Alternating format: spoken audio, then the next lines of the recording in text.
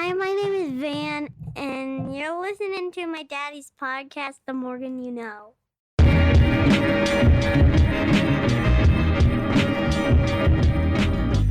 Love the show, and you should check out my buddy Rod Morgan's pod, The Morgan You Know, as I'm confident he's primed to make some waves on the scene. Hello, ladies and gentlemen. Welcome to the Morgan You Know podcast. I'm your host, Rod Morgan. This podcast is executively produced by James Jamriska. Joining me, as always, my co-host in life and my co-host on this podcast, the Mrs. Morgan You Know. Kate, hello. Hello. We are here to discuss the Beatles. There are many different topics that I've always had in the back of my mind that I wanted to tackle on a podcast once I got my feet underneath me here with this wonderful Morgan You Know podcast that you're listening to right now, and the Beatles was always right there at the top of the list. I fancy the Beatles to be my favorite band, which I find incredibly odd considering they broke up numerous years before I was even born.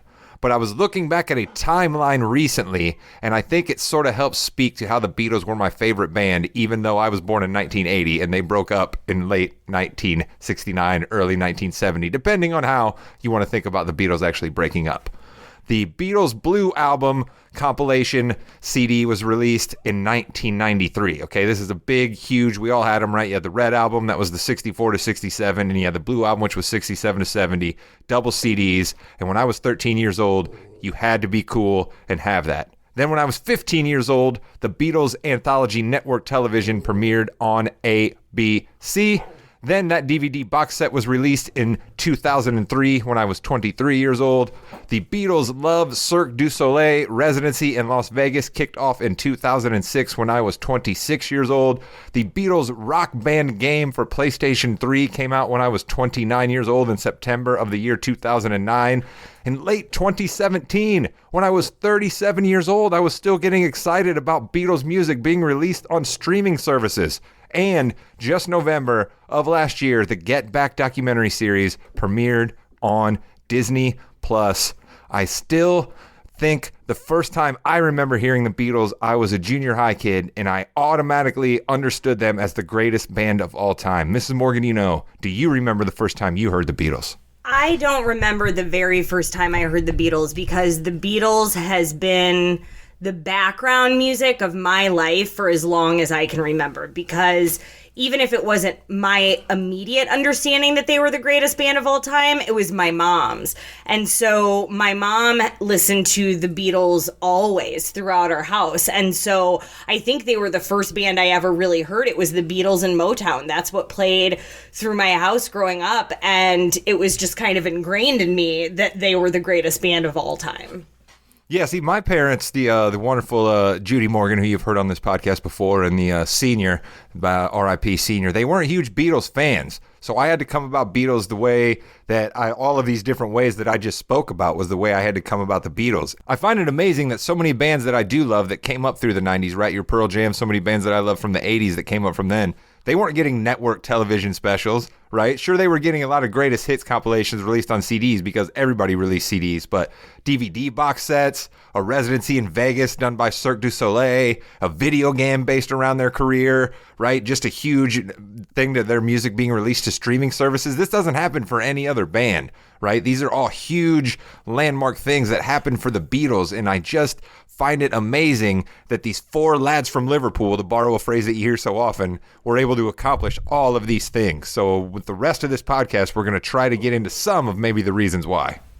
Yeah, I think what's interesting about the Beatles is because they were the soundtrack of everything as I was growing up, I was never as in love with them.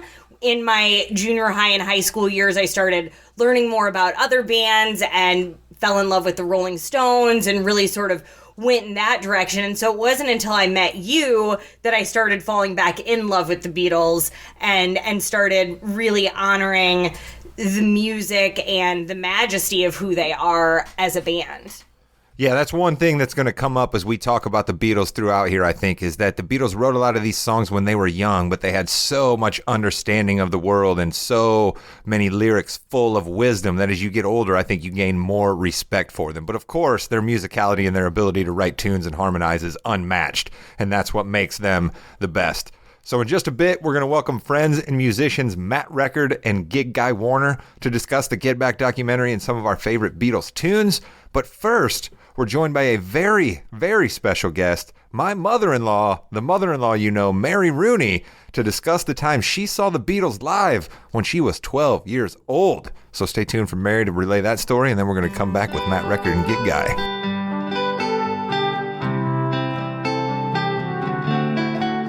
All right, we're going to take a quick little sojourn before we bring on some musicians to speak a little bit more about the brilliance that is the Beatles. But what better way to understand the Beatles than to talk to someone who has seen them live in concert? Not even a whole lot of people that were around during the Beatles' heyday got a chance to see the Beatles live in concert. But the mother-in-law you know, my lovely mother-in-law, Mary Rooney, was lucky enough to see the Beatles back in the day, and she is here now to tell us the story. Mary, hello. Hello, how are you? I am doing lovely. I'm here with your lovely daughter, and we are excited for you to tell us about your experience seeing the Beatles. Okay. So, Mom, I know that you don't think that this is a huge deal, but we think it's a very, very big deal. And I love this story because I love how you acquired the tickets. I love the story of you going there. And so I was very hopeful that you could share it with us. Sure. Well, start out with my mother, who was always she was such a good mom. Anyway, she bought tickets for us to see the Beatles. She didn't tell me about it at first.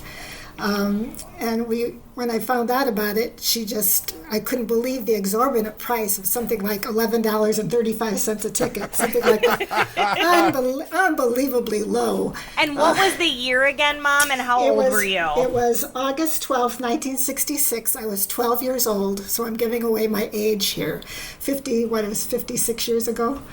Unbelievable. Anyway, so she bought these tickets, but first, of course, she had to ask my sister's friend, Mike, if he would go with us because, respectable young women do not go out alone.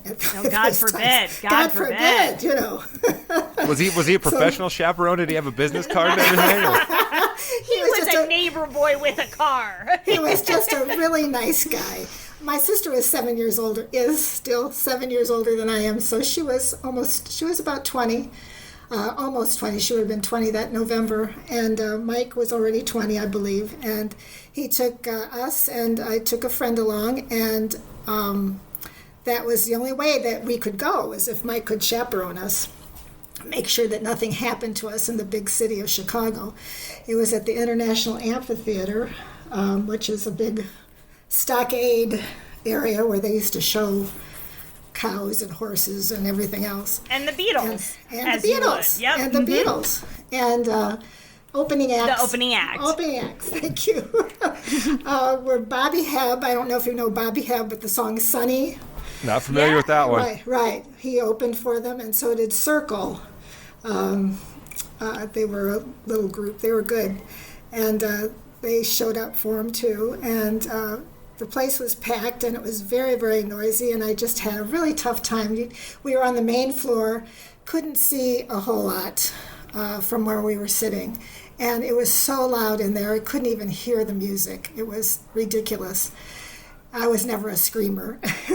So I noticed that Mike had gone off somewhere, and I thought, where's Mike? And Judy, my sister, just kind of shrugged her shoulders, like, I don't know.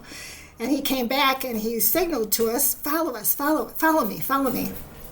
So we left and we went to the back of the amphitheater and around a side hallway. And we ended up off stage. Just there they were, right in front of us. Wow. And it was just, I could see Ringo really, really well. I couldn't believe how blue his eyes were. That's how close we were. Was he smoking at the time? Because in the Get Back documentary, he's smoking all the time. Not while he was playing drums. And then you could see George and, you could see the other three lean forward into their microphones, but we couldn't see them very well. I could only see Ringo because he was elevated above the stage. And then we just stood there, and then somebody came by and said, "You need to leave." Okay, that was the the security back then. We got all the way back there, got off stage, and we were allowed to stay there and watch them for a little bit. And never would happen today. No, never would happen today. You'd never even get remotely close today to something like that. I would imagine things like that started getting a little friskier for even the Beatles, and that's probably why they decided to start making their decision to not tour anymore. Yeah, very, very possible. I don't know, but it was exciting. It really was. Well, let me ask you this. Do you remember the song they opened with? Probably I Want to Hold Your Hand or She Loves You. Maybe She Loves You. That may have been it. Did they do any, was there any point where the screaming girls would calm down and like they had a chance to interact with the audience? Because Mrs. Morgan, and I, we go back and forth on this. I love when a band interacts with the audience and she doesn't care for it. Yeah, but they just kept going. I mean, they tried to speak as much as what they ever did back then. But the girls were just, it was, you couldn't hear anything except the screaming. And that's why I'm glad that Mike found us a way to the side so we could see them and hear them a little bit before we had to go back to our seats and not see them and hear them. So, do you remember what they were playing when you were to the side of the stage when you could see and hear them? I think it was She Loves You. Okay, that's the one. Yeah, it was one of the most one of their big hits. Yeah. So now, one of my favorite parts of the story that you didn't tell was when Grandma bought the tickets, and Grandpa said, "What? You're paying that kind of money?" And she said something to the effect of, "I have a feeling about this." Yeah, that's right. She did. She said, "I just have a feeling about these guys." Dorothy was the greatest. Really? Dorothy was the greatest. She was. Really, Dorothy? Really? You're the great soothsayer of our times, right? Yes. I was going to say, did she tell you any other bands? Were you able to make future plans on any other bands? Did she tell you that Apple computers were going to be big in the 80s? What other kind of knowledge do we get out of her? That's too funny. No, she knew that I loved the Beatles and the Beatles only for a long, long time. And it was just a long time before I saw another concert, just because I didn't care to go. But it was nothing like them. There was nothing like them. So now, all these years later, seeing the Get Back documentary, which I know you and Dad have watched, like what did it mean to you now watching that, and how did you feel watching that? It came to me how brilliant, absolutely brilliant, those guys really were. And, I lost a little bit of respect for John Lennon because he did a lot of goofing off. And Paul was so incredibly serious about everything, and so was George for that matter. But the way that they would just pick up on a beat and just start in. And that's how all their great songs were written. It just amazed me. Absolutely amazed. It made me develop a similar kind of respect for Ringo because the way that he would just fall in with it too. Like, okay, I know I need to carry this beat and I know where they're going with it, and I can sit back here and, like Rod said, smoke my cigarettes and just get where I'm supposed to go. I can get them to where they need to be. Yes. Yeah, he was great. Ringo was he was the sneaky backbone of the Beatles. Not enough people give him credit, but he was the sneaky backbone of the Beatles. Like, I was a professional musician, showed up, kept the beat, didn't have to be the star, which I think is a big key for the Beatles. So that is absolutely wonderful, and I love that you said yourself you gave away the age, but I love that it almost sounds like you saw him a week ago. That's how much you can remember it, and that's how special the Beatles are. I wish I could remember more. I really do, but that's just my brain. Thanks for sharing that with us, Mom. We really appreciate it. Yeah, that was fun. Thank you so much. All right, well, we'll have the mother-in-law back on sometime in the future now that you've come on. Okay, take care. All right, we are back. We just heard from Mary Rooney, all about someone who saw the Beatles live. Kate and I don't know how to play music. We haven't seen the Beatles live, so we thought it might be a good idea to have a couple of musicians on this podcast, a few guitar players, a few gentlemen who have written songs and put out recorded music themselves. Mr. Matt Record, anytime we are talking music, is going to join us here on The Morgan You Know. Mr. Record, hello. Rod, how's it going, buddy?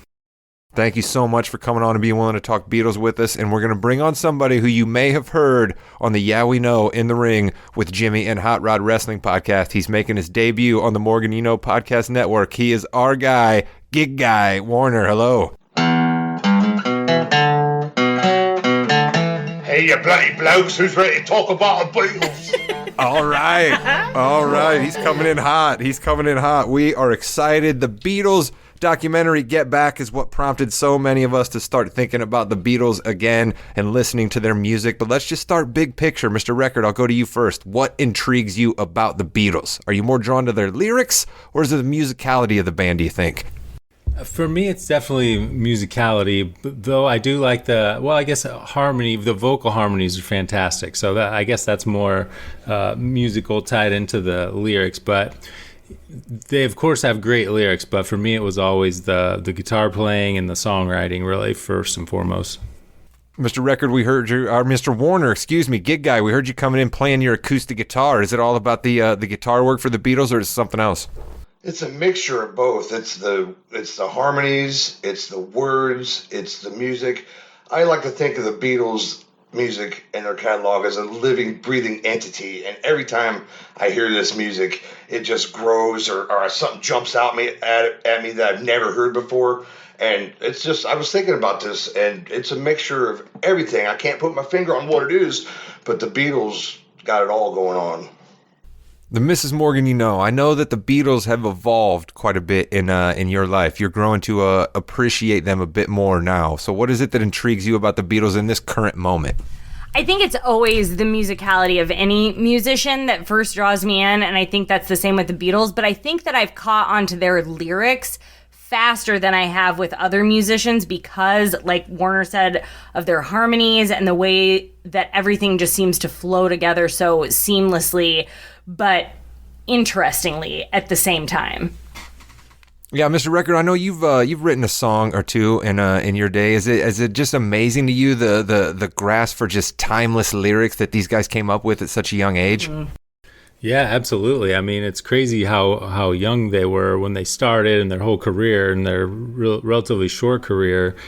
And it's just, I feel like maybe back then it was more so this way, but it was almost like if you're treating music as a job and you're just writing hundreds and hundreds of songs, they probably wrote hundreds of terrible songs, but because they did it so much, they just obviously there was some type of crazy lightning strike there in Liverpool, but beyond that, I mean, just it's incredible what they wrote. And for this movie, which is at the very end of their career, they're on their mid to late 20s. It's crazy that how young they were and how much they accomplished.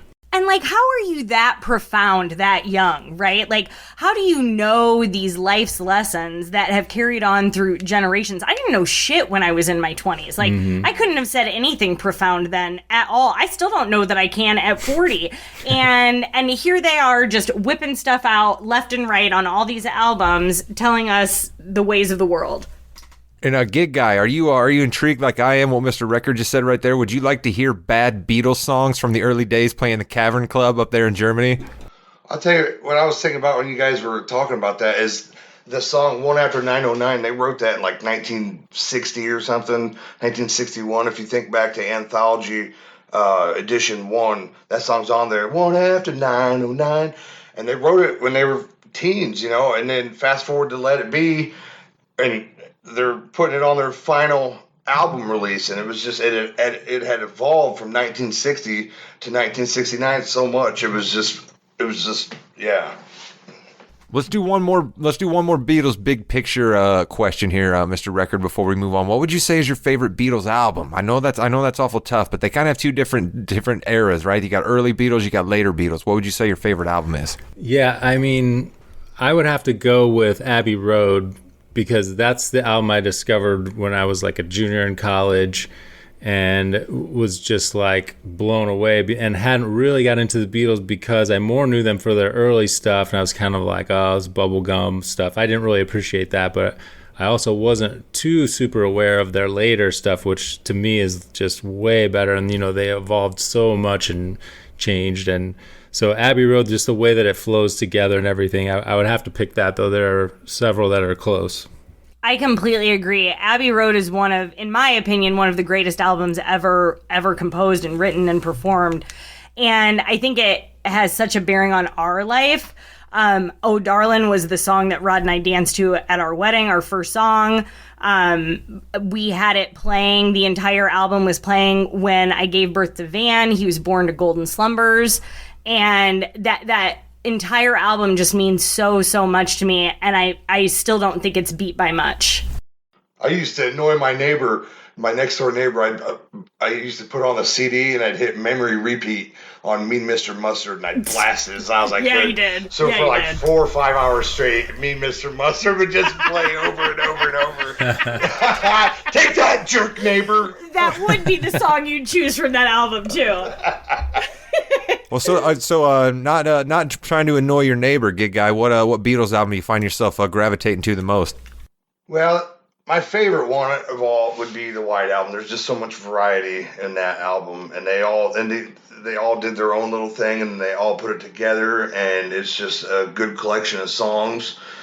And I mean, some of my favorites on that upcoming list are all from this album. Quite a couple of them. So.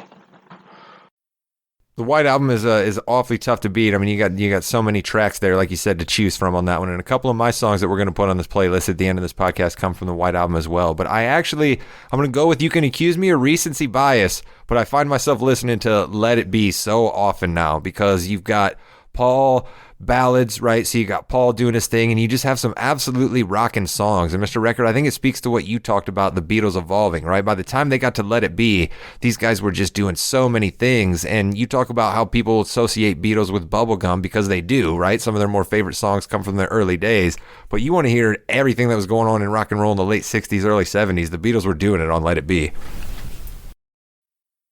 Yeah, absolutely. I mean, it's interesting to me too, like there's a real kind of, I don't know what to call it, but like a real turning point, which was probably due to dropping LSD, where it just the music expands, and it's like, it's crazy. And then they changed, everything really with culture and music in general. See, I think it was the grass when they got into the grass. The quote-unquote grass.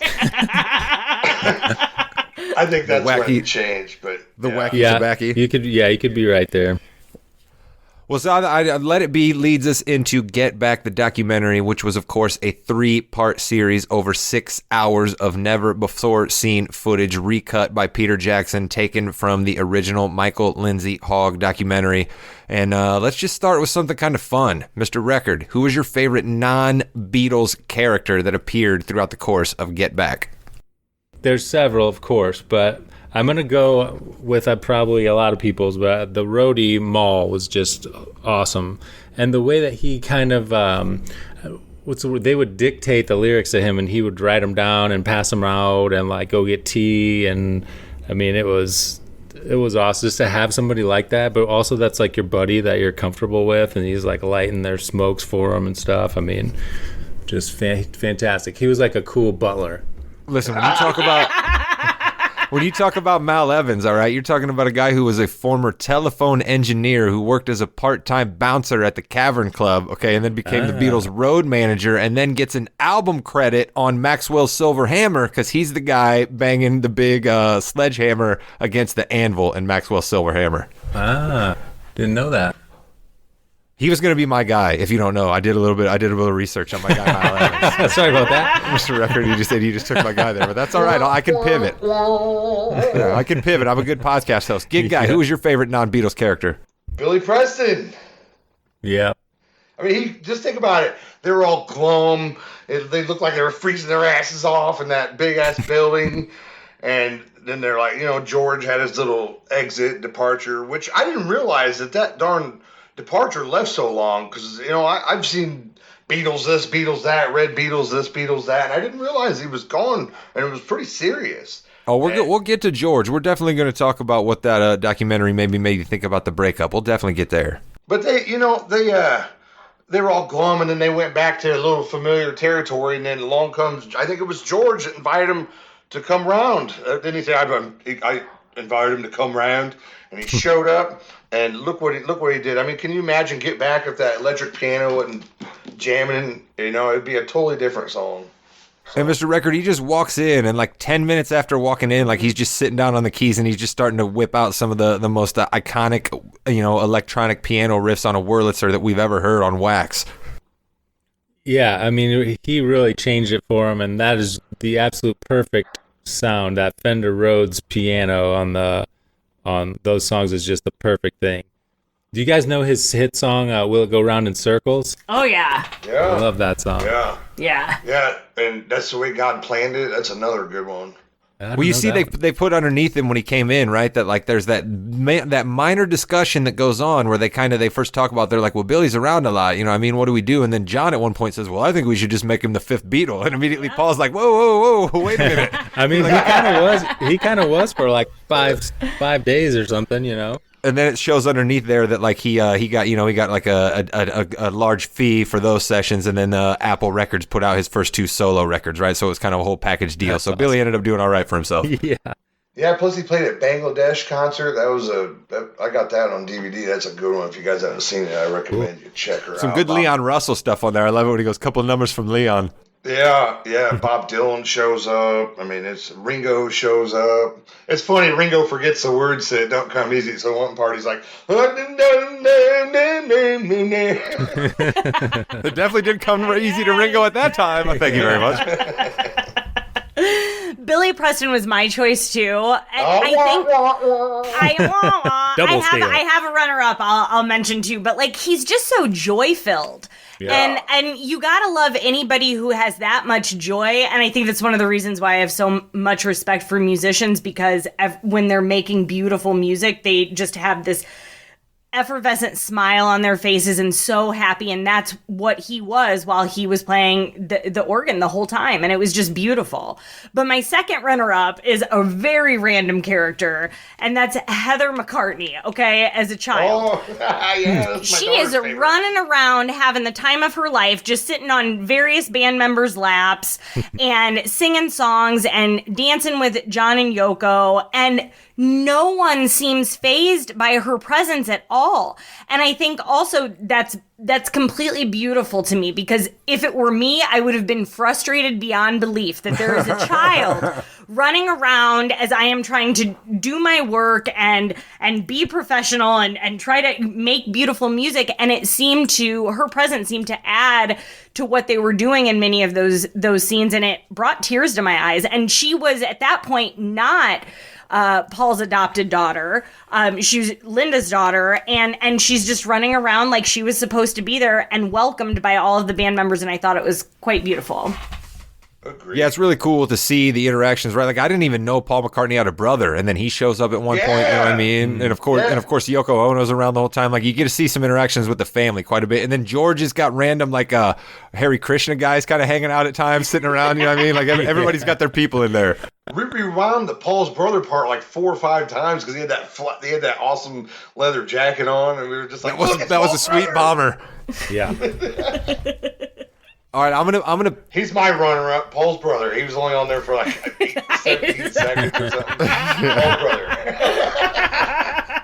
I'm going to pivot real quickly to Glenn Johns, who was he was the sound engineer, right? He was the guy who they would always ask if this stuff sounded good or whatever. But what I liked about Glenn Johns is he was the one guy who sort of seemed to not be there to be a yes man, right? He would push back every once in a while if he thought a version wasn't very good. You know what I mean? He would offer a suggestion every once in a while about maybe we could do this, maybe we could do that. And there's a real cool scene near the end where John Lennon's talking about the manager, Alan King, who's the manager of the Rolling Stones at the time. And John Lennon's about to get involved with Alan King to be his manager, and he's really impressed with him because of his time spent with him at the Rock and Roll Circus gig that he does with the Rolling Stones.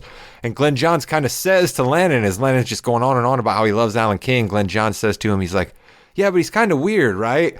And then John just says, no, blah, blah, blah, and he tells him how great he is. And then Glenn Johns says right to John Lennon's face, he's like, yeah, but he probably treats you a little different than he treats everybody else, right? And so he's just willing to point out to John Lennon that you're John Lennon and I'm Glenn Johns. That was the big part. That was the big part of the breakup too, because 3 of them wanted Alan, and Paul didn't want no part of it. He smelled a rat, and up until that point, it was all for one for all. And then he got out. All of a sudden, got outvoted, and they were going to hire him, and he just stopped. Like right after that, he just stopped coming in. Well, let's stick with that. Let's stay on that bone real quick. I'm gonna drop my theory here, right? Of my preconceived notion of how the Beatles broke up, right? Was was always about Yoko Ono, right? That's just one of the popular theories that you hear out there, that Yoko Ono got involved and she broke the Beatles up, and like, you know, like literally bands after the Beatles, like they got Yoko. It became a verb that people would say about Yeah, we bands all probably know a Yoko in our lives, probably. Yeah, we do. I can think of a Yoko. I can think of 3 or 4 right now. Yeah, with all due respect, Yeah. Yoko. Hey, why don't you beat it, Yoko? Absolutely, we've all said that. But I want to stay with the manager thread real quick. I've always had a little theory that the overdose death of Brian Epstein, the Beatles' first manager, a few years before that, is really when the Beatles started losing their way, because all 4 of those guys trusted Brian to make the calls, to do the business, and things went along creatively, right? When Brian left and they never got a new manager, it was just hard for all 4 of them to agree on stuff, right? So that was always my thing about Brian Epstein. But Gig Guy, I wonder if your preconceived notion about how the Beatles broke up changed after watching the documentary.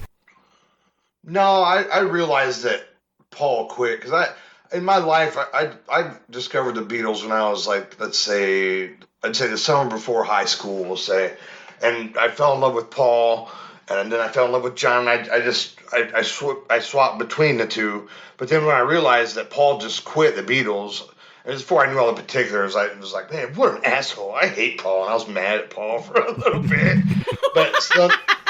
Paul McCartney taking shrapnel. I'm sorry, Paul. Yeah, I was mad at Paul. But then, you know, I think I heard silly love songs, and then I fell back in love with Paul. But strictly in a platonic way, I love, you know, Paul. And basically, what was the question? I forgot what the question was now. Your preconceived notion about the Beatles breaking up, did it change after the documentary? No. Mr. Record, how about you? Did your preconceived notion change any after watching the documentary? What was your first notion about how the Beatles broke up? I guess we could start there. Well, yeah, I mean, a long time ago, I thought the Yoko thing, and I thought it was kind of cool how everybody was cool with her, and she wasn't really she was just chilling, you know, she wasn't like stirring stuff up or anything, but I always thought it was interesting how all the Beatles had said to each other that they thought it was 3 against 1, but each of them felt that way. And I've kind of seen that in life with just people, you know, you're like, well, I thought you guys, you know, whatever. And it's like, oh, no, it wasn't that at all. You know, you kind of invent things in your head. So I think they all had, it's just me. And then the other 3 are all together, you know, so that's what I had heard that too.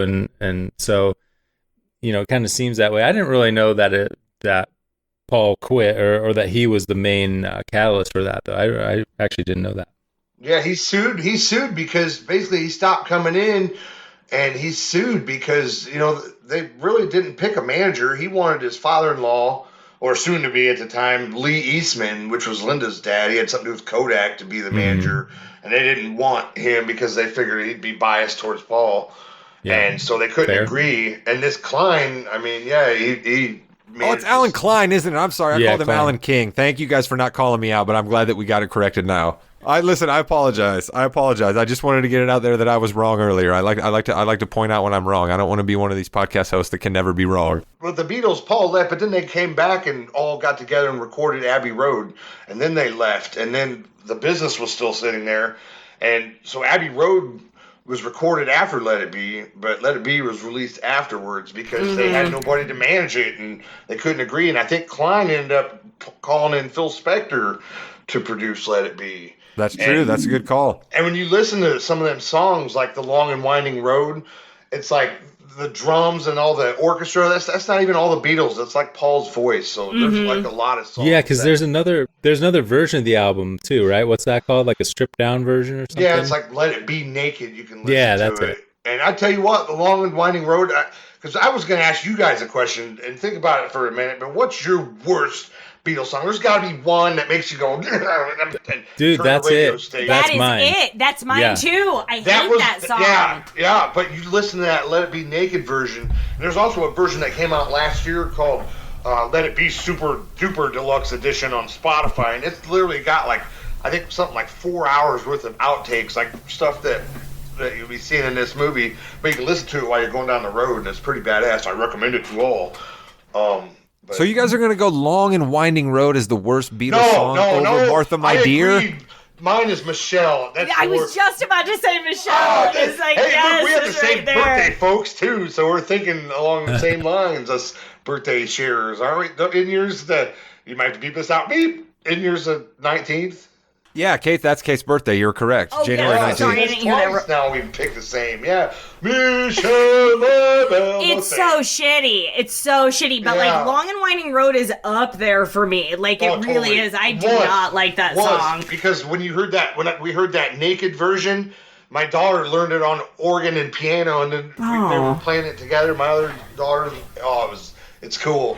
Well, it's interesting you should say that because, like, in the documentary, when it says it has Paul playing it, and they say this is what's used on the album, I didn't hate it nearly as much without all the other pieces involved. So Yeah. I can see that. I can see that, which definitely still makes Michelle the shittiest Beatles song. Yeah.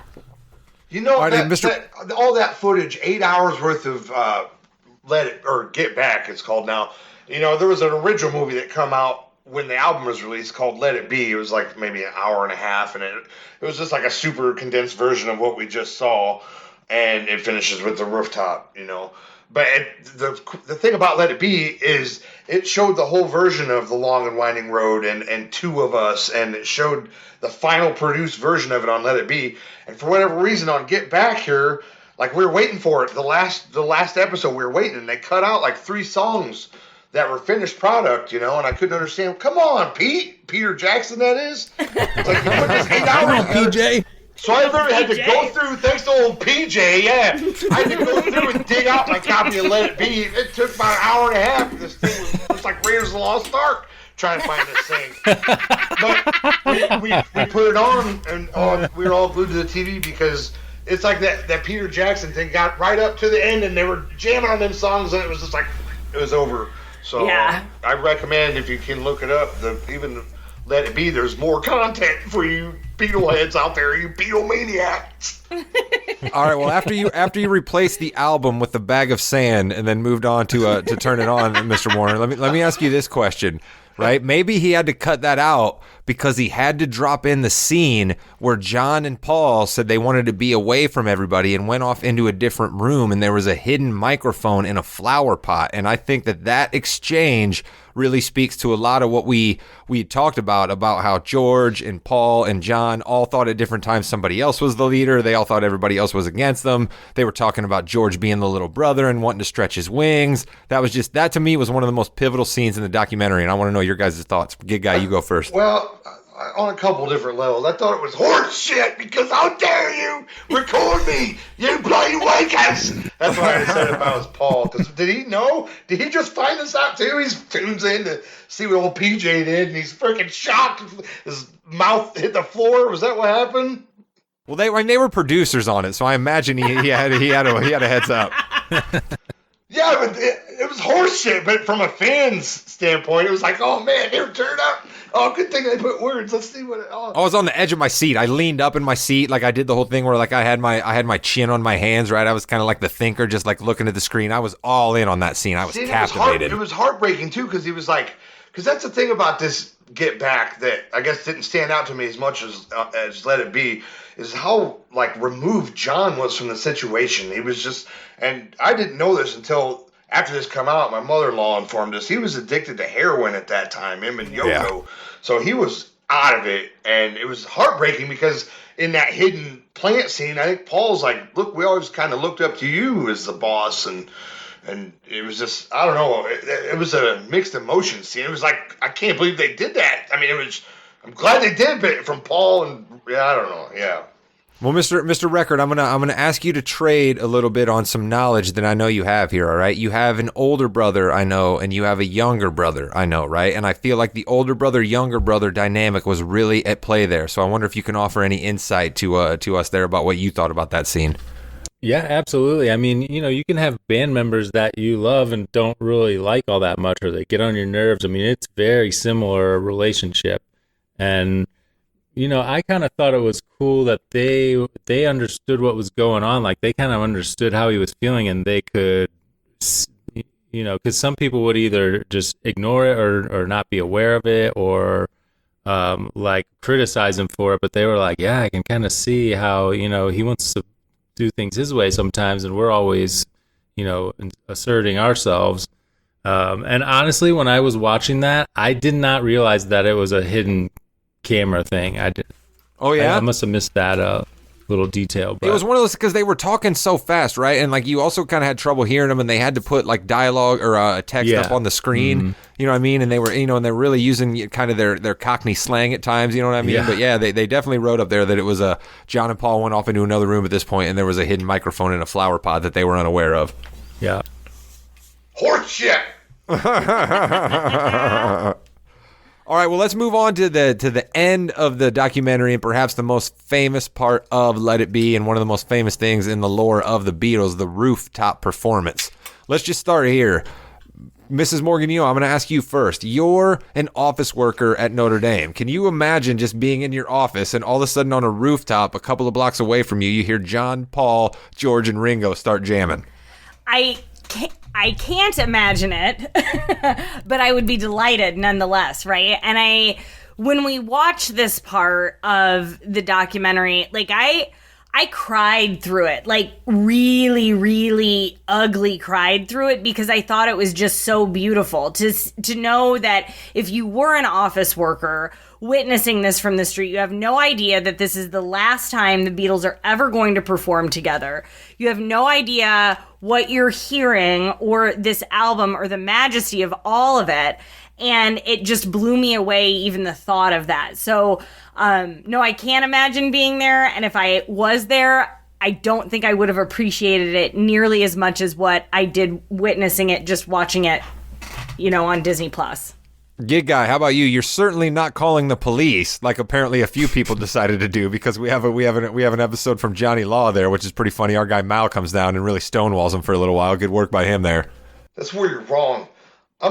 As you can tell by this interview, I'm all business nowadays. I would have been offended that they were disrupting my business, and I would have called them. Totally. Totally. No, I'd have got there about 10 minutes late. I'd have been like, "Oh man, the beat! No." Just missed him. No, it was historic. I mean, and the great thing about it was my reference being Let It Be. I'd watch that 100 times easily, that rooftop concert. But old PJ, he really came through for us this time, PJ. My man Curtis really came through, boy. He threw in all the alternate versions, and I really liked how they were like, this was the version that was used on the album, because it's like, I never realized it was recorded live like that. Yeah. So I was shouting from the rooftops because I was so excited about the rooftop. Cringe. Mr. Record, your thoughts, rooftop performance. I'll admit right now that I got a little bit teary-eyed when they finally got to the rooftop performance, because I knew that we were building towards that, and then I also know that that's the final time the Beatles performed together, so I got a little bit teary-eyed during the rooftop performance. Man, what's funny is I didn't think about that at all. I was thinking about the logistics of it, and like, is there too many people on the roof? And also like, what a weird, it was freezing cold. They can't see anybody down on the street. It'd be really weird from their perspective. Like, it'd still be cool, obviously, very cool. But so it's a very unique situation, obviously, but it made for a really great recording and like a vibe to like, and that's what it was all working up towards, like those 2 weeks or however long it was, probably more than that. They're just all came down to that, and like sometimes it's like it's go time, and your muscle memory, and like you end up, you kind of like it's like practice versus a game in the NBA or something. Like you're able to jump a little higher, I love that your answer was completely spoken like a guy that you can catch at a patio near you around the Indianapolis Noblesville Fishers area right there. That's Somebody right. has to set up their own equipment right there. Oh yeah, must be nice to have roadies. All right, we're gonna go to and make a. We have 4 different people on this podcast. We're all gonna pick 5 songs. We're gonna make you a 20-song playlist of ultimate Beatles tunes. But before we get there, Mr. Record, Mr. Warner, you guys are musicians. Do you think there's a Beatles sound you can point to? Right? Is there a certain Beatles kind of guitar riff? Is there a certain thing that you can point to that this is a Beatles style song? The way that we can't do so many other genres of rock and roll. I'll go to you first. Yeah, the vocals, I mean, these harmonies are amazing. Paul, all the time, was just going to as high as he could, and but yet it blends so well with what was going on. That's one of the things that's jumping out at me in the car as I'm driving on the way home. I was listening to Ticket to Ride, and I heard it. I was paying attention to whatever's going on, school buses and whatnot, and all of a sudden Paul's like, "I think it's today, yeah," and it like totally. I was what? I rewound it and turned it all the way up, and then yeah, just the harmonies. I mean, as a musician, I can play a little bit here and there, but I cannot sing. And to hear these guys do it, I'm like living vicariously through them because I'm seriously like laughing out loud. There ain't nobody around, so I'm laughing out loud in the car about how great it is. Yeah, Mr. Record, we didn't really talk about that about Get Back as well, but let me go to you with this. You write songs yourself. Were you interested in seeing the way that the Beatles decided to write songs and the way that songs came together on that? And then is there any certain Beatles sound you could point to? Yeah, I mean, as far as the songwriting goes, it's like I was surprised at like how normal it was, and like they're kind of just like everybody else, aside from like all the commotion and people going on around them. I mean, it's like you have come up with an idea at home, and then you got band practice in the band room, and you're like, hey, check this out, and then you like record it, and y'all go home and listen to it, and then you come back, and it's like before you know it, you got like a full song, and just to see like Get Back pop out of just like dicking around, and I mean, it's exactly how it happens. There's a lot of ways to approach writing a song, but that documentary covered a lot of them. That part where he's doing Get Back and he's coming up with it on the spot. That's how much the music is a part of my life. Is to me that was on par or equal to, and I'm sure it's arguable, but to being a fly on the wall when the Declaration of Independence was signed, watching Paul do that was just as important in my book, if not more important. Well, that's a little bit controversial there, guy. This ain't the podcast for that, my friend. This ain't the podcast for that. Are you talking bad about liberty? I still think it's a fair argument. Yeah, so seriously, PJ, again, kudos. That was the other thing that ultimately I took away was just, all these years loving the Beatles, all these years hearing these songs, and all these years having these preconceived notions in my head where, frankly, I'm just concocting my own stories about how these songs came together. And then, just seeing the way that Ringo would basically just sit back there near the drums, smoking heaters, just waiting to play a beat. Anytime something started coming around on a guitar and lyrics started coming together, it was just awfully, awfully cool. So let's see if we can figure out a good 20 to maybe 25 songs. Maybe if we got a couple extras we got to throw on at the back end, that's okay, that we can put together as an ultimate playlist for the people. And you guys are guests here, but we have to go ladies first. So the Mrs. Morgan is going to get the first song choice.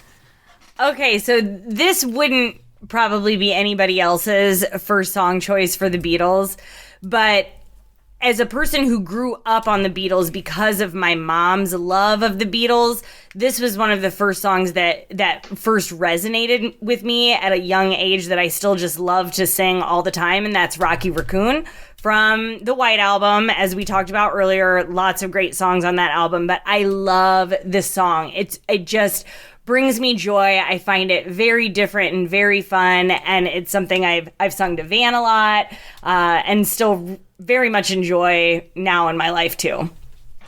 Git Guy, you shouted out the White Album. Tell us a little bit about Rocky Raccoon. Yeah, I love the P&E, that Western style of piano. It sounds like it's an old saloon. I love it. Plus the story of it. I mean, it's a good choice. I commend you on your first choice. But I was thinking too, as you were talking, there's an awesome cover version of it by Richie Havens, Rocky Raccoon. You guys familiar with that one? Really? I don't think I know that. Well, here's the deal. It's not on Spotify for whatever reason, but it's on YouTube. So if you find it, check it out. It's bad. He's got a lot of Beatles covers. Strawberry Fields. He's got Lady Madonna. Here Comes the Sun. I've heard that one. I can't think. I think there's one more, but I can't think of it. Are they all solo acoustic, or is he with a band? Oh yeah, he's got his Congo players and stuff, and him and a bass player. Gig Guy, why don't you give us a song for the playlist? You go ahead and go, and then Mr. Record will let you go after Gig Guy. All right, I'm going my all-time favorite until my all-time favorite, but number one of all time for me is "I Got a Feeling." How great was that to see? Oh, so good. seriously, the evolution of that song was just so cool. Yeah, that's one that's a spine that runs throughout the documentary. You see him working on that one quite a few times. It's like, it's watching it. That song was just stuck in my head for like a week after seeing that movie. And I remember on my birthday, I took the day off of work, and hopefully my boss ain't listening. No, but I took the day off of work, and the first thought in my head that morning was, you know what? I'm gonna freaking learn this song. So I got up and clicked on this, that, and the other, and I was playing it. 15 minutes later, I called my daughter in the room, my son. I was like, "Hey, get on these instruments right here," and we did a version of it on my birthday. It was one of the best birthday presents ever. Thank you, Fab Four. Oh, and when Paul starts screaming that one verse, "Walk around like somebody told me." Yeah, all the time. I didn't that's even just know what that said all these years. I didn't know what it said until my birthday this year. We had to look up what it said because Sophie sings it, my daughter, because I can't do Paul justice. She does Paul justice on that song. We did a version. Well, I won't tell this story yet. Yeah. No, but listen, you can direct people. You got a YouTube channel, though, where some of these things appear every once in a while. Tell the people where they can find it. Yeah, Good Guy Warner YouTube. Something. Exactly. Like you always like to tell me, you're just rubbing two tin cans together over there to even join us on this podcast. Yeah, that's the truth. Mr. Record, why don't you give us song number 3 for the ultimate Beatles playlist? All right, I'm going to start early, and I'm going to go with I Saw Her Standing There. Nice. You know what? I've gained a big appreciation for early Beatles stuff recently, Mr. Record. You know, I'm realizing, like, yeah, it's bubblegum, but, like, there's a lot of artistry behind so many of those songs. Yeah, absolutely. I mean, the vocals on that are just killer. Well, the bass line, I about crashed my car on the way home recently. Listen to that bass line. I'm not joking. I was going through this wooded area right before my house, too. And I was like, Beatles are going to kill me. I was turning it up because, you know, the bass line's like, and so I'm turning it up, and freaking deer runs out. You know, I didn't see it standing there. Mr. Warner, if I only had a story about you, me, an automobile, and a deer, I'd relay it right now on this podcast. I don't know what you're talking about there. See?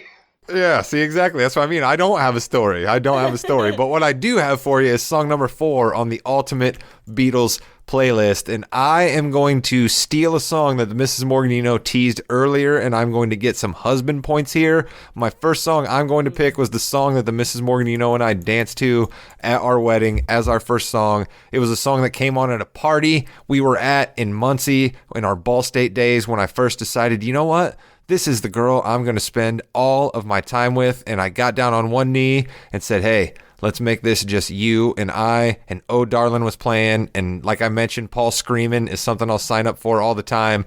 Give me Oh Darlin' as song number 4. And then 5 long years later, he asked me to marry him.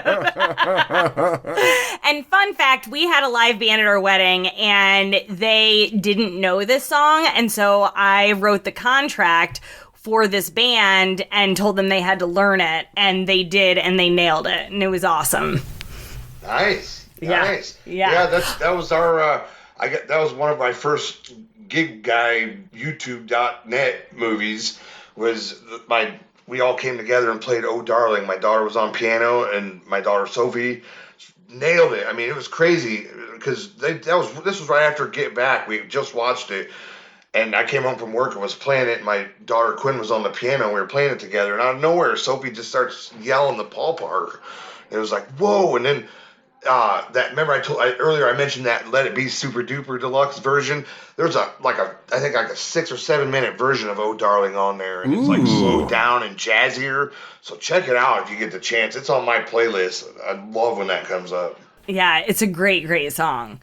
So am I up next then, Rod? Okay, so this song is probably, I mean, yes, we've heard it all of the times, but I love it and it means a lot to me, and that's Hey Jude. I don't think that we can talk about the Beatles without talking about Hey Jude and how significant that song it is, and it seems to always come up in my life when I need it most, when like it'll come on the radio or or someone will post something or I see something online and it always comes up at the right time, and I find the song very, very meaningful to me. Possibly the single greatest line ever written in rock and roll history, in my humble opinion. The movement you need is on your shoulders. So many different things we encounter in life can be solved with that, and so much confidence that we need can be delivered in just that line from Paul McCartney. And you want to talk about Paul screaming, I mean, when he starts getting into Jude, Jude, Jude, Jude, Jude.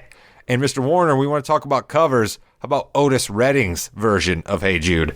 Oh, yeah, or Wilson Pickett's version. Yes. I made this, Gig Guys playlist of Beatles covers. It's like 8 hours long of all these different versions of all their songs. I even got versions of dudes on steel guitar playing Beatles hits we all know and love, but it's, yeah. Don't Let Me Down. Yeah. That ended up being a single that didn't come out on the Let It Be album, but it was cool seeing the evolution of that song from start to finish on Get Back. I wonder how much of that song maybe comes from, Mr. Warner, what you alluded to earlier, right? That John was a little bit in the throes of a heroin addiction at this time, right?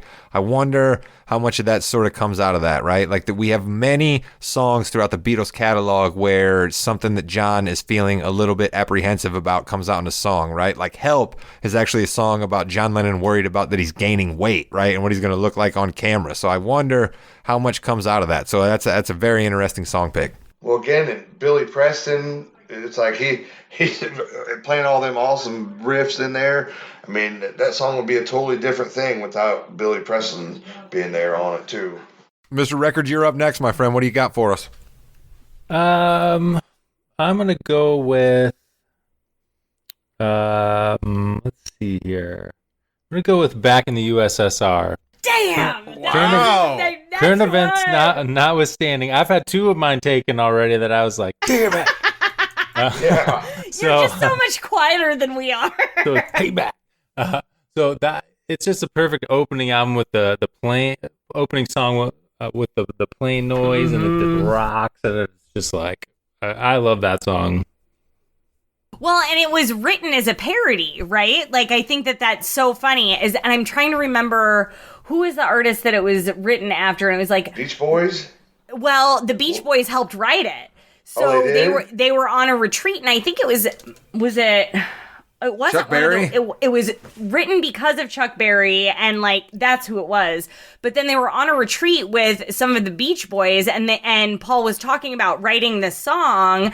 And I don't think it was one of the Wilsons. Somebody had said, you should talk about the girls. Like, you should talk about how the girls are influenced this. And so that's where it sort of came from. And I just think it's so wonderful. I love that song. It's a rockin' song. And shout out to the Ukraine girls who are currently standing up for their country right now. Right now, shout out to them. You know, much love to Ukraine. Right, I agree with you that current events right now, Mr. Record, don't want us to say USSR anything, but that is a banging song. Yeah, it's awesome. Love the guitar in that song. White Album again, too. The super duper deluxe edition. Once again, I will mention and recommend.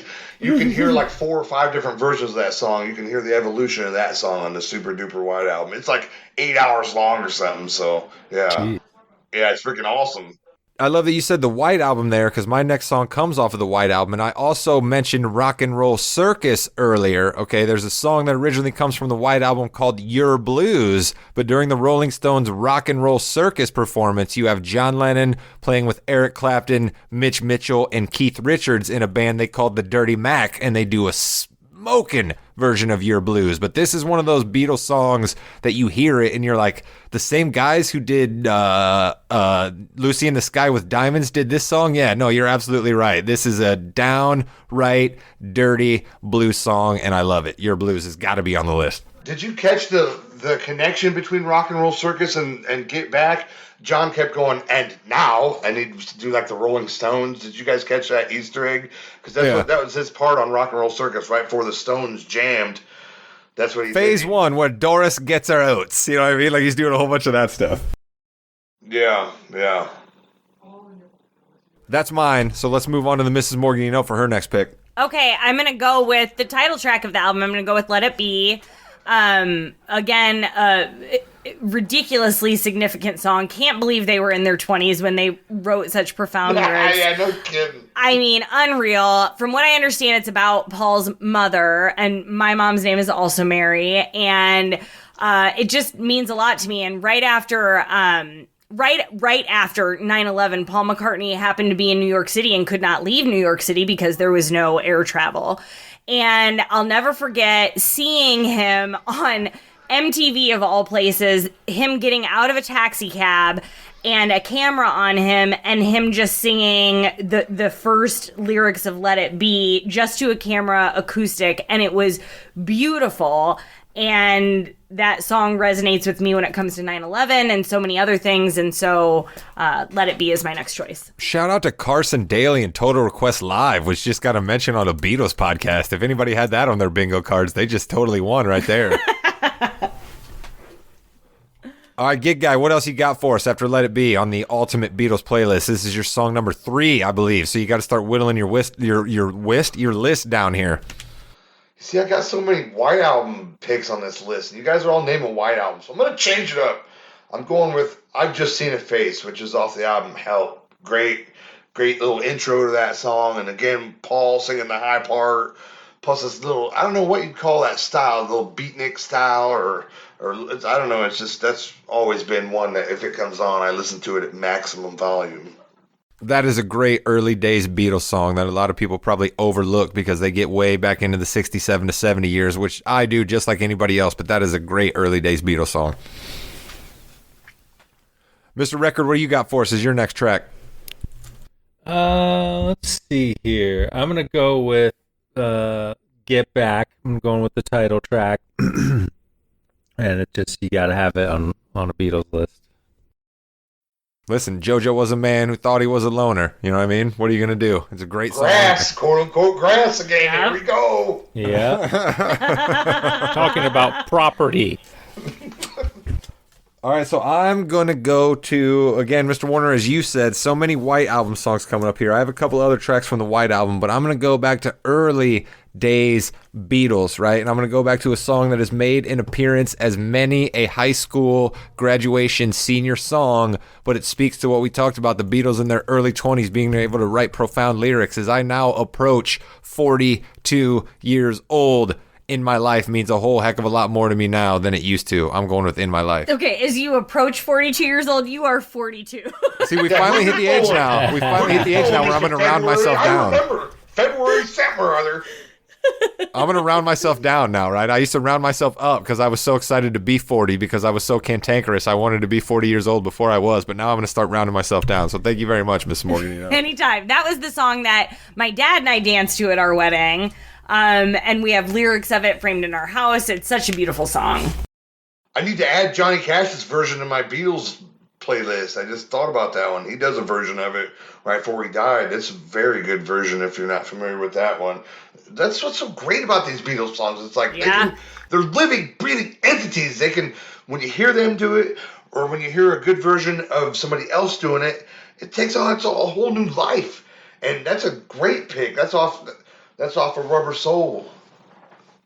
Yeah, Rubber Soul is kind of, that's like a lot of people will point to Magical Mystery Tour maybe when the Beatles really started changing up, but Rubber Soul kind of gives you the early part of the Beatles starting to change their sound an awful lot. Rubber Soul is one of their better early days albums in my opinion.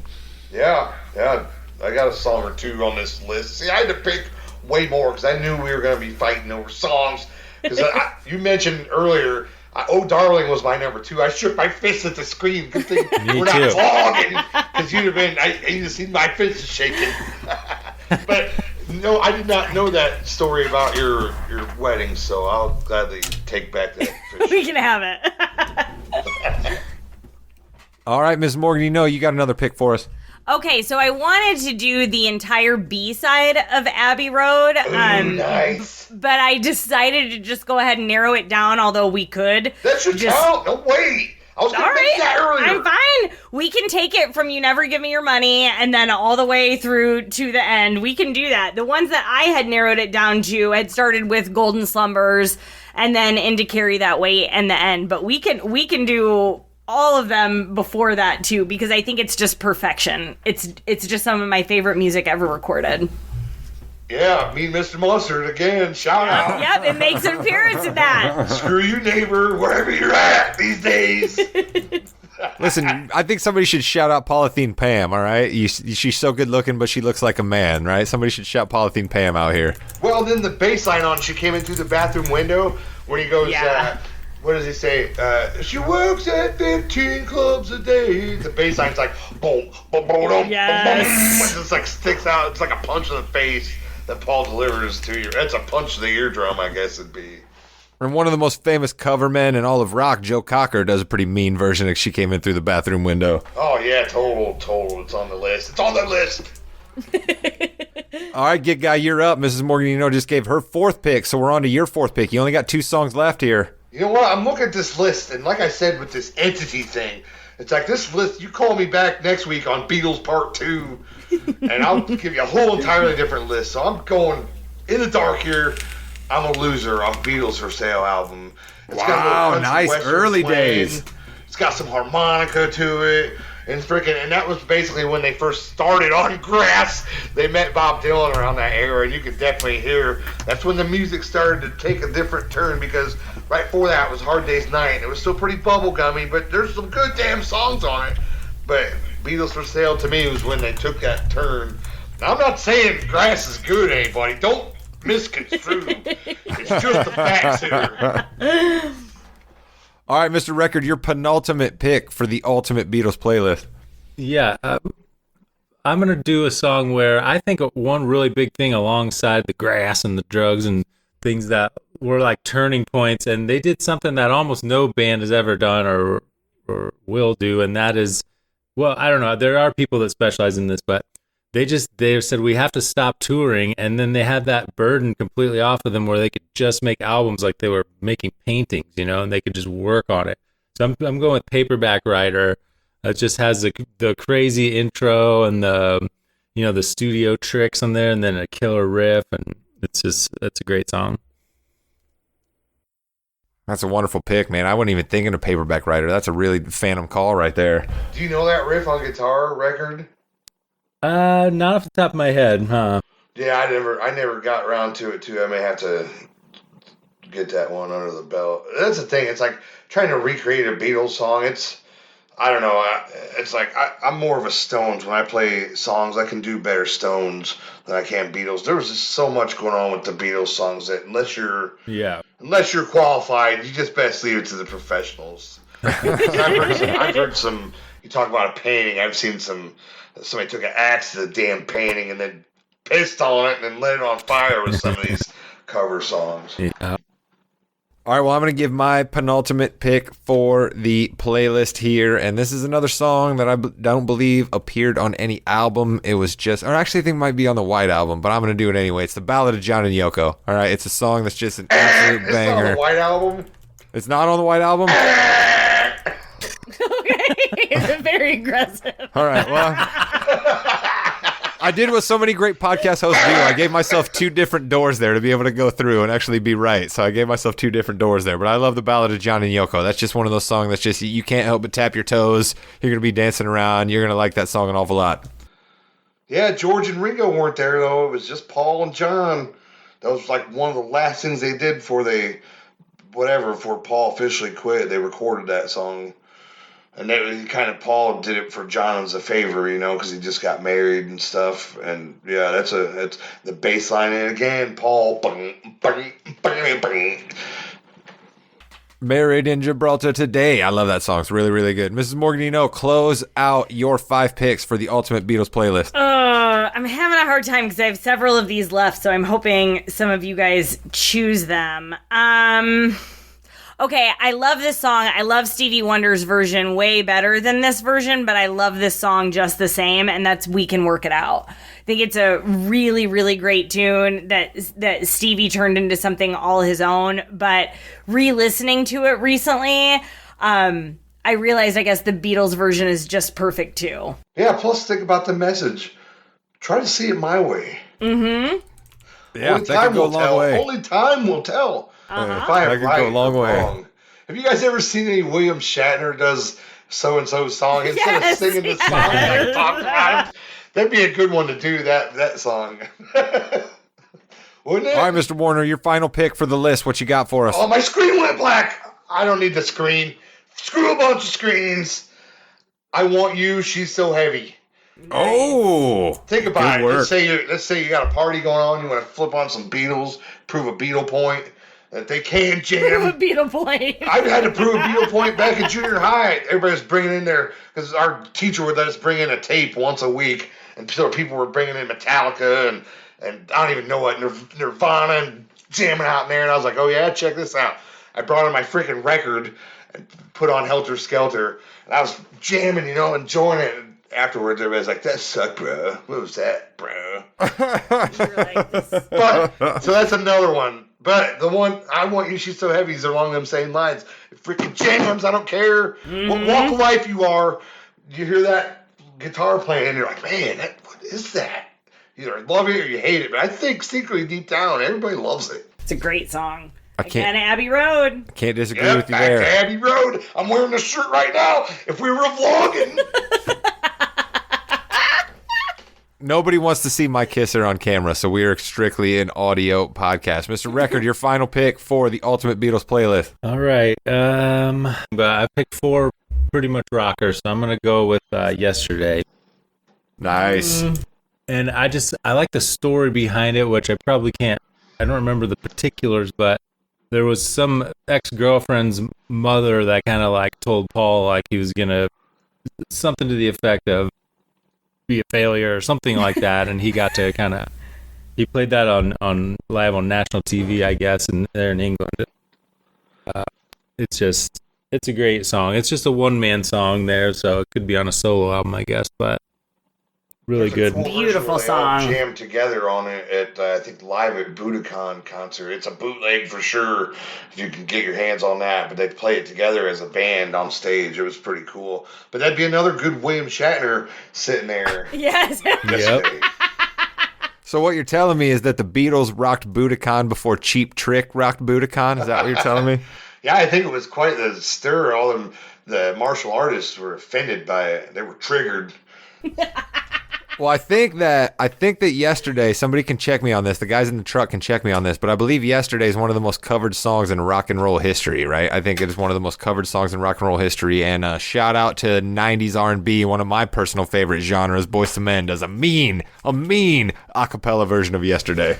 I knew you were going to throw it out there. I remember having that Boyz II Men album before I knew this as a Beatles song, like in 7th grade or something. And my mom comes flying into the room. It's like, who's doing this song? Who's covering this? Very excited about Boyz II Men covering it as well. See, I always have hated like when they use Beatles songs on commercials. That's what was kind of heartbreaking about the whole Michael Jackson, Paul McCartney music rights thing. It's like Paul and John never wanted their songs to be on commercials. They looked at it as like selling the ultimate sellout, and then all of a sudden, it seems like I see a Beatles song on a commercial all the time. I hate it.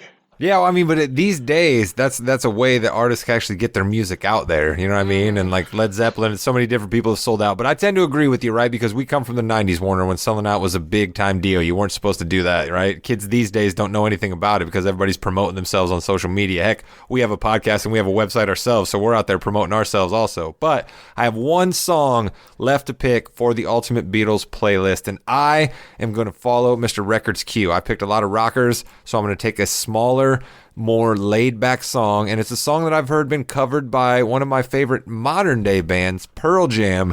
Eddie Vedder does a mean version of You've Got to Hide Your Love Away, which I'm going to absolutely put on this playlist because that's one that'll slow it down a little bit, and I think that's a great song. Yeah, there's a clip from Help. The movie Help, they're like jamming in their apartment, and then do a cool version of that. So, I mean, it's the same one as on the album, but it's just cool to see him play it on the movie. Yeah, definitely one that comes out of Help, which is a Beatles movie that, kind of makes no sense. It's a whole thing about a ring that Ringo has on his finger, but there's a lot of good songs in it, so it's good stuff. But we got a couple minutes here before we close out. Let's do honorable mention. You guys have any other songs on your list that you wanted to fire out there that we should talk about here? Mr. Record, what else do you have on your list that you didn't get to? I love Her Majesty is just a little touch. I guess that's their, maybe one of the last songs they recorded, which again, one person song. Dig a Pony, just love the riff in that. And then probably Happiness is a Warm Gun. Those would be my alternates.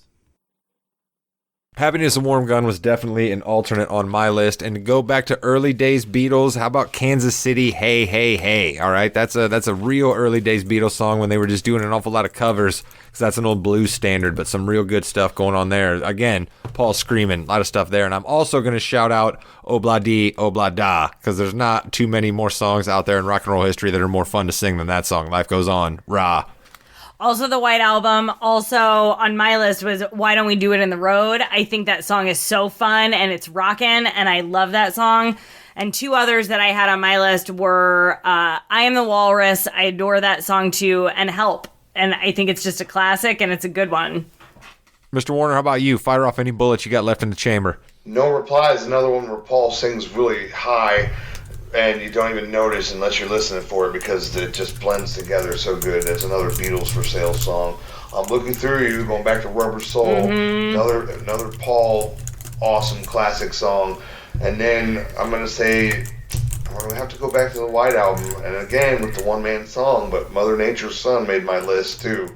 I just love that. I found a version John Denver did of it. I mean, it's not near as cool, but yeah, Mother Nature's Son. John Denver has every right to cover that song. See, if you're not a professional, leave it alone. But John Denver, he was professional, so he made well with that. Also, listen, Country Roads is a banger, all right? Country Roads is an absolute banger by John Denver. We're not going to make any bones about that on this particular podcast. All right, so here's what we're going to do. We are going to put an Ultimate Beatles playlist out there and available on Spotify as an accompaniment to this particular podcast. I have had an absolute blast talking about the Beatles. Mr. Record, any last Beatles thoughts you want to get out, or did we get all of stuff that you needed to say about the Beatles out here on this Beatles podcast as we say goodbye? Man, I think I'm good. All praises to PJ for going through that footage and putting it together, man. Going from Lord of the Rings to that, I mean, yeah. Fantastic. So I was stoked when I heard that it was coming out. Mr. Warner, how about you? Thank you so much for giving us a little bit of your time this evening to wax philosophical about the Beatles. Any last Beatles thoughts you want to get out before we say goodbye? Yeah, I want to say that before this movie came out, my music appreciation and life and whatever was stagnating, because sometimes life just kicks you right in the stomach. It's hard to get up. Yep. You just lose sight of what's important. Lots of noise in the background, drama, you name it. So this movie woke up something deep inside of me, and not only that, but it woke up my children, and that's what this movie has done. It's made us all grow and appreciate and love music for what it is. It's an art. It transcends. I mean, it's part of your soul. It transcends everything. Music is the ultimate communication. And since this movie, it's like they were praising it. But that's the thing. My teenage girls, they were going on and on about it for 3-4 weeks. And it's like, all right, hey, check out this other British group. So I showed them the Stones. Same thing, 3-4 weeks of Stones hysteria. And right now, we're in a Who hysteria right now. So it's been a total British invasion at my house all over again. So thank you, PJ. And seriously, God bless the Beatles for what they did for all of humankind, because they changed everything with the sound of a guitar and a little bit of rock and roll and some good singing. They changed everything. And let's not forget, the first ever satellite broadcast across the world was the Beatles singing All You Need Is Love. And here in 2022, that sounds like a sentiment that I'm absolutely going to get on board with. Mrs. Morgan, my co-host in life, my co-host on this podcast, any final Beatles thoughts as we close up shop? Yeah, I think that as someone who I said in our introduction, grew up on the Beatles, lived on them, I've fallen in and out of love with the Beatles many times as I've discovered new music and enjoyed other bands. I've said for a long time, like, when it comes to the Beatles or the Rolling Stones, I'm a Rolling Stones gal. But I think I'd been really stagnant with the Stones for a while. And like Warner said, this sort of brought me out of that into another realm of appreciation for the Beatles that I really, really needed. And so this documentary came at the right time, and the music that you've been playing nonstop since the documentary came at the right time. And I'm just really grateful for that. So, God bless the Beatles. God bless everything they've given to us, because it's probably more than we deserve. God bless you out there for listening to the Morgan You Know Podcast Network. God bless Mr. Record and Gig Guy Warner for taking some time out of their busy schedules to jump on here and wax philosophical about the Beatles. My name is Rod Morgan. This podcast was produced by Jimmy Jamriska, and we will be back sometime very soon when there's something else pop culture-wise that needs to be chopped up on the Morgan You Know Podcast Network. Till the next time, that's the Morgan You Know.